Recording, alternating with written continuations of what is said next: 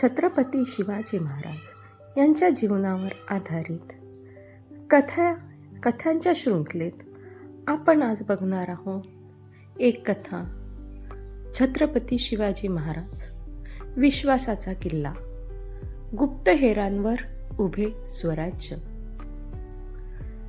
सह्याद्रीच्या डोंगर रांगांमध्ये उभे असलेले स्वराज्य त्या काळात दिवसेंदिवस मजबूत होत होते. किल्ले जिंकले जात होते, शत्रूंचे डाव उधळले जात होते आणि मराठ्यांच्या नावाची भीती दूरवर पसरत होती. पण या सर्व यशामागे फक्त तलवार नव्हती. त्या विजयामागे एक अशी शक्ती होती जी दिसत नव्हती, पण प्रत्येक युद्धाचा निर्णय बदलत होती. ती शक्ती म्हणजे स्वराज्याची गुप्तहेर व्यवस्था. छत्रपती शिवाजी महाराजांना चांगले माहिती होते की युद्ध जिंकण्यासाठी फक्त धैर्य पुरेसे नसते. शत्रूची हालचाल, सैन्याची संख्या, मार्ग, छावण्या, रसद, गडातील कमजोरी हे सर्व आधी समजले तर अर्धे युद्ध आधीच जिंकले जाते. म्हणूनच महाराजांनी स्वराज्यात एक अत्यंत विश्वासू गुप्तहेर जाळे उभे केले होते. त्या जाळ्याचा सर्वात महत्त्वाचा आधार होता तो म्हणजे बहिर्जी नाईक. बहिर्जी नाईक हे नाव ऐकताच अनेक शत्रू घाबरत असत, कारण तो माणूस कुठे आहे, कोणत्या वेशात आहे हे कोणालाही कधी समजत नसे. कधी फकीर, कधी व्यापारी, कधी मेंढपाळ, तर कधी साधा मजूर बनून तो शत्रू छावणीत फिरत असे. पण या कथेत फक्त बहिर्जींचा पराक्रम नाही, ही कथा आहे विश्वासाची. एकदा अशी वेळ आली की स्वराज्यावर मोठे संकट आले. मोगलांचा एक बलाढ्य सरदार हजारो सैन्य घेऊन दक्षिणेकडे निघाला होता. त्याचा उद्देश स्पष्ट होता, स्वराज्याचा एक महत्त्वाचा किल्ला जिंकणे. त्या किल्ल्यावर मराठ्यांची संख्या कमी होती. जर तो किल्ला पडला असता तर आसपासचा संपूर्ण प्रदेश धोक्यात आला असता. रायगडावर तातडीची सभा बोलवण्यात आली. मोरोपंत, हंबीरराव, नेताजी आणि इतर सरदार उपस्थित होते. सर्वांच्या चेहऱ्यावर चिंता होती. महाराज मोरोपंत म्हणाले, शत्रूची फौज प्रचंड आहे, आपण त्वरित तयारी केली पाहिजे.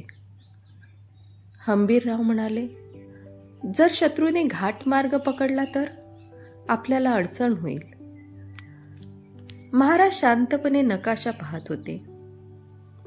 तेवढ्यात दरबाराच्या दारावर हलका आवाज झाला. एक साधा धुळीने माखलेला माणूस आत आला. अंगावर फाटके कपडे, डोक्यावर फडके, पायात चप्पल नाही. काही सैनिक त्याला अडवणार इतक्यात महाराज म्हणाले, त्याला आत येऊ द्या, हा आपलाच माणूस आहे. तो बहिर्जी नाईक होता.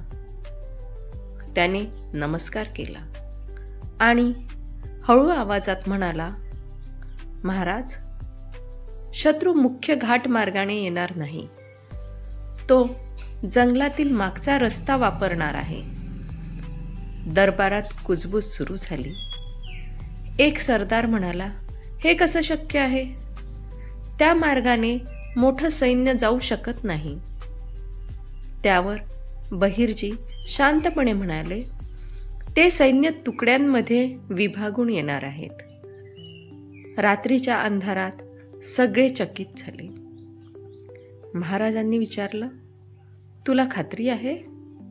बहिर्जीने ठामपणे उत्तर दिलं, माझ्या डोळ्यांनी पाहिलं आहे. महाराज काही क्षण शांत राहिले.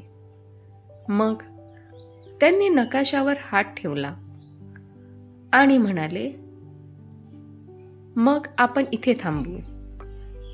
काही सरदारांना शंका आली, महाराज, जर माहिती चुकीची ठरली तर?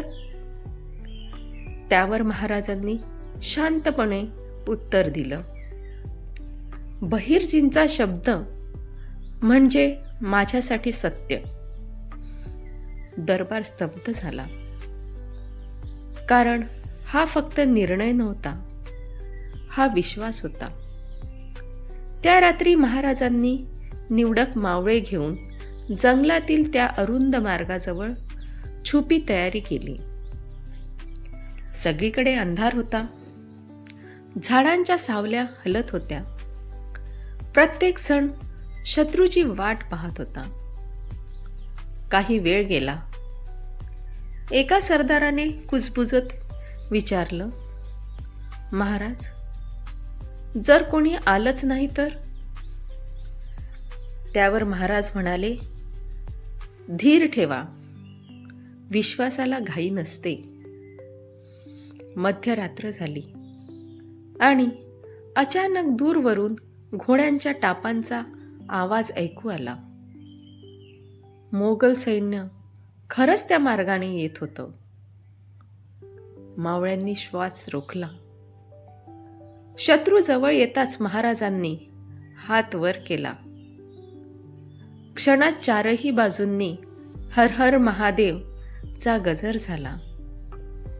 मोगल सैन्य गोंधळून गेले. अरुंद मार्गामुळे त्यांना हालचाल करता येत नव्हती. मराठ्यांनी अचानक हल्ला केला. काही वेळातच शत्रूची योजना उद्ध्वस्त झाली.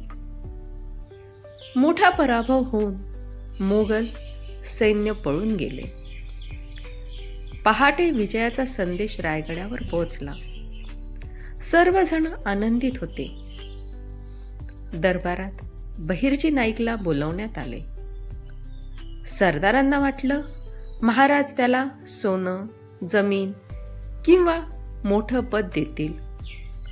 पण महाराजांनी जे केलं ते पाहून सगळे थक्क झाले. ते स्वतः सिंहासनावरून खाली उतरले. बहिर्जींजवळ गेले आणि त्यांना मिठी मारली. महाराज म्हणाले, तू फक्त गुप्तहेर नाहीस, तू स्वराज्याचे डोळे आहेस. बहिर्जींच्या डोळ्यात पाणी आलं. दरबारात शांतता होती.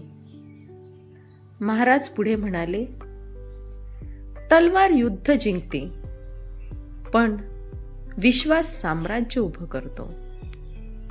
त्या दिवसानंतर स्वराज्यातील प्रत्येक सैनिक, दूत, गुप्तहेर आणि सामान्य माणसाला वाटू लागलं की राजा त्यांच्यावर विश्वास ठेवतो आणि म्हणूनच लोकांनी स्वराज्यासाठी प्राण दिले. बहिर्जी नाईक सारखे अनेक सामान्य माणसे स्वराज्याची खरी ताकद बनली. शिवाजी महाराजांची महानता यातच होती की त्यांनी माणसामधले गुण ओळखले. त्यांनी कधी जन्म, पद किंवा श्रीमंती पाहिली नाही. ज्याच्यात निष्ठा आणि क्षमता होती त्याला त्यांनी मान दिला. आजच्या काळातही ही कथा आपल्याला मोठी शिकवण देते. विश्वास हा कोणत्याही नात्याचा पाया असतो. नेता आपल्या माणसांवर विश्वास ठेवतो तेव्हा सामान्य माणूसही असामान्य काम करू शकतो. संशय माणूस तोडतो, पण विश्वास माणसं जोडतो. छत्रपती शिवाजी महाराजांनी फक्त किल्ले जिंकले नाहीत, त्यांनी माणसाची मनं जिंकली. म्हणूनच स्वराज्य एवढं मजबूत बनलं. स्वराज्याचा खरा किल्ला दगडांचा नव्हता, तो होता विश्वासाचा. जय भवानी, जय शिवाजी.